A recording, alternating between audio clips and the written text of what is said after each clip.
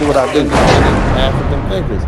He inherited neither the militant Pan-African fire of Kwame Nkrumah, nor the grassroots, streetwise cultural capital of Malcolm El Hajj El Shabazz.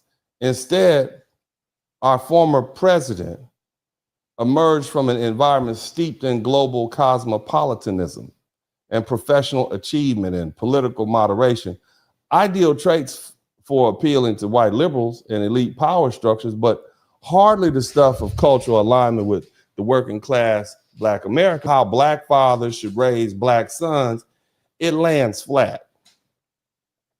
Worse than flat, it comes off as condescension.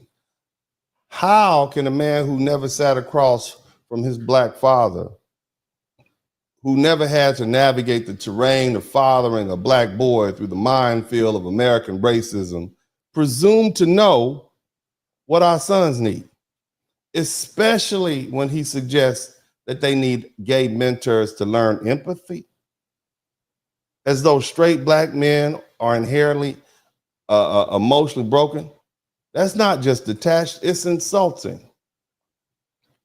Obama's worldview is shaped by symbolic diversity and Ivy League validation and post-racial optimism. This is fundamentally disconnected from the cultural trenches that foundational Black American families occupy.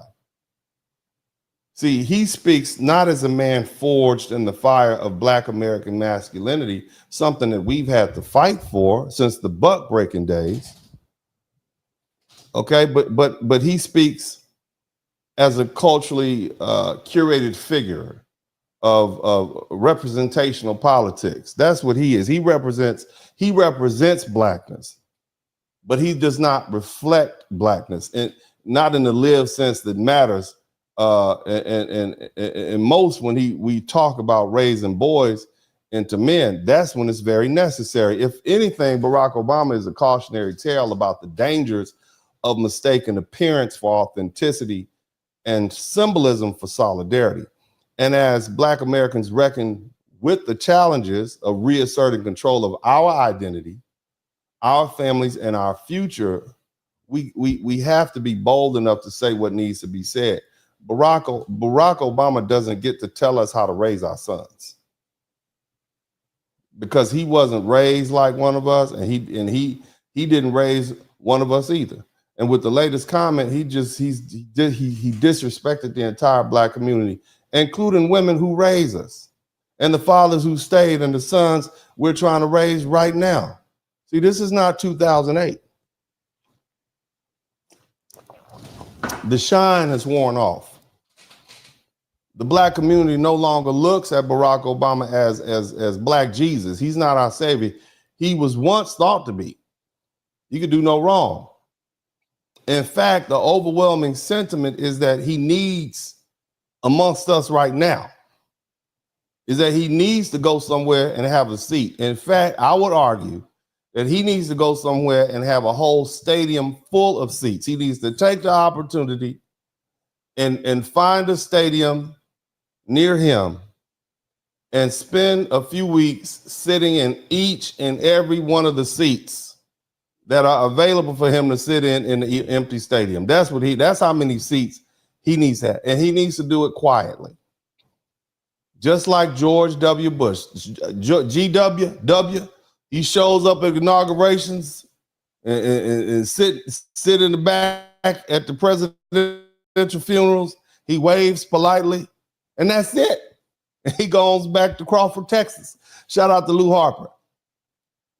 Because at this point, Barack Obama has become more of a liability than a legacy. What he fails to realize, what he refuses to acknowledge, probably because of his arrogance, is how irrelevant he has become to the everyday struggles and the real concerns of foundational Black Americans. The same community that turned out in record numbers to elect our first African president is now looking around and asking, why or what did we really get? He's no longer seen as a voice for us. He's a brand ambassador for elite liberal agendas. He's not a spokesperson for grassroots and the black experience. So Mr. Obama, Mr. President, Mr. Sir, respectfully, we don't need another lecture from you about what kind of men our sons should be around. We don't need your soft shoe diplomacy, your post-presidency book tours, or your Hollywood podcast sound bites. What we need from you is silence. You understand me? Shout out to Good Luck Jay. We need you to be quiet. What we need is a space to heal and rebuild without interference from someone who talks down to us while pretending to speak for us. Shout out to Blue Baggers. You understand, sir? This moment, this betrayal is exactly why delineation matters.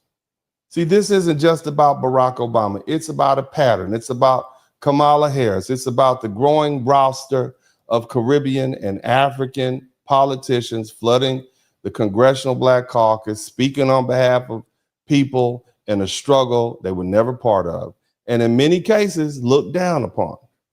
And these are not foundational Black Americans. These are not the descendants of slavery or Jim Crow or redlining or the Black church and the freedom struggle. They don't come from South Central Los Angeles. They don't come from Harlem. They don't come from Fifth Ward, Houston, Texas. They don't share our culture. They don't share our pain. They don't share our values. And in fact, too often they arrive with the same prejudices white America has about us already baked in.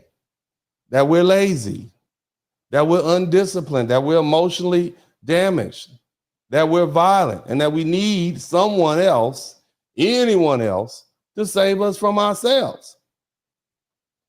See, Barack Obama's aloof, detached, professional tone didn't come out of nowhere.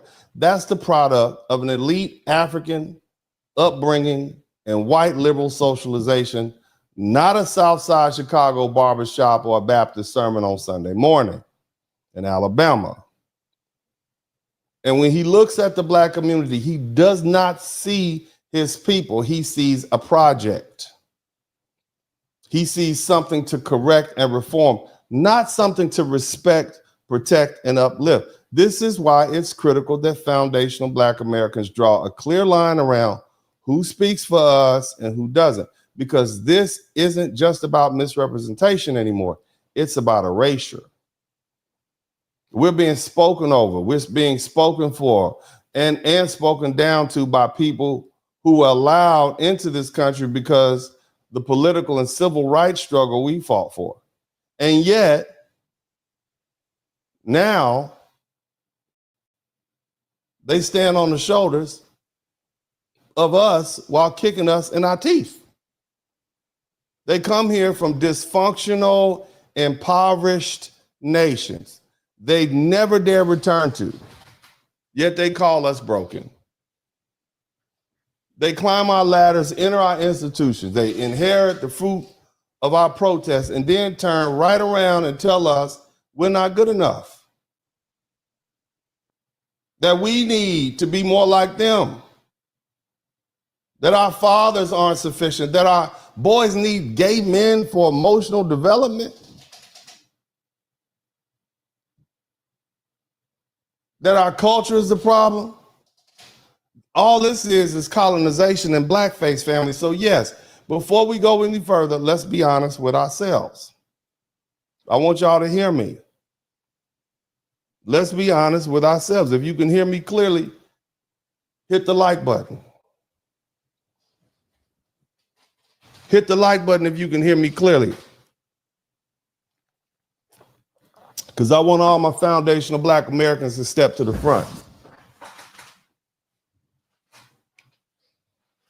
We need to be honest with each other.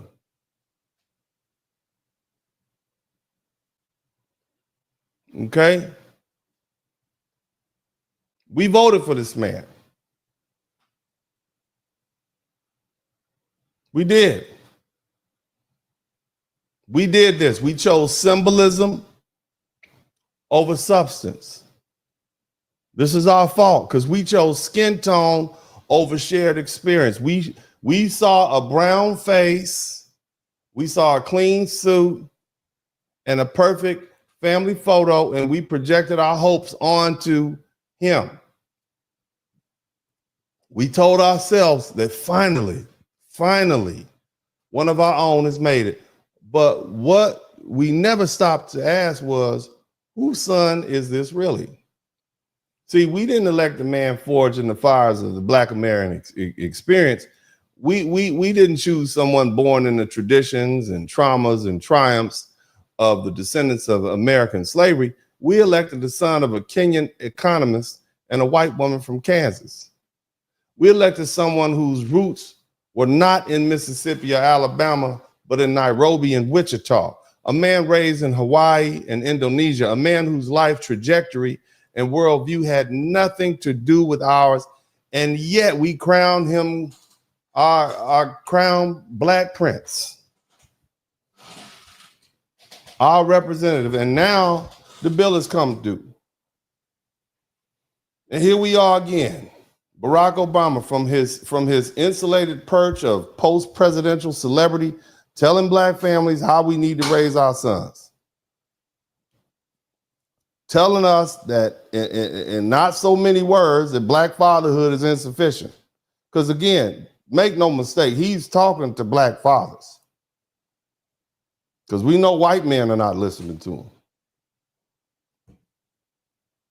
The man sat up there on a podcast and said, our Black boys need gay men to give them perspective on their fathers.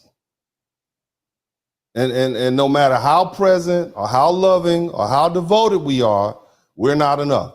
And the irony is this, he says this while having no sons of his own, no direct experience raising a Black boy in America, no skin in the game. And he didn't say this in front of an all-white audience, did he? He said it in Michelle Obama's broadcast, a space heavily followed by Black women, because he knows they still see her as royalty, as the eternal chocolate queen, and they hang on his every word. What's up? Welcome to the broadcast. This is Uncle D. People wash their ass in the tub, Kamala Harris. Tune in to Uncle D. D's Black man talk. Pull up, homie, take a seat. Don't be a shadow watcher every day. You learn something, then you earn something. And let them know and drop some money in the plate. It's getting cold, ladies, talking ratchet. There's a king here, grab your coat, zip your jacket. Keep quiet for a second, close your jaw. Attorney Spurling, this ain't pearly, know the law. Talking Constitution, pushing pins when he shooting, give him that. Masculinity, just for the record, sprinkle that. You can keep your cat, gotta cut it. Only cat he rubbing, gotta love it. I call it Molly Buddy. Gotta vote your interest, voting earns. Presidential, this is for the money that I earn. When you gon' learn, my people, that evil mixed with evil. No matter what you're doing, baby, this ain't equal. Sometimes when you're special, you get hated. The test is for the best, you're damn right, my people made it. Uncle D, Blizzard King, you been served, gotta know this now. Black men out here know we winning, gotta hold it now. Uncle D, you been served, get your notice now. Black men out here know we winning, gotta hold it now. Uncle D, you been served, get your notice now. Black men out here know we winning, gotta hold it now. Uncle D, you been served, get your notice now. Black men out here know we winning, gotta hold it now. Hey man, I'll do what I do. Somebody need to whip your ass. Get up and whip him, Sweets. Hey, don't be putting the money in my hand all rough. Take your ass out here. You buy you a Flowbee and cut your own damn hair from now on.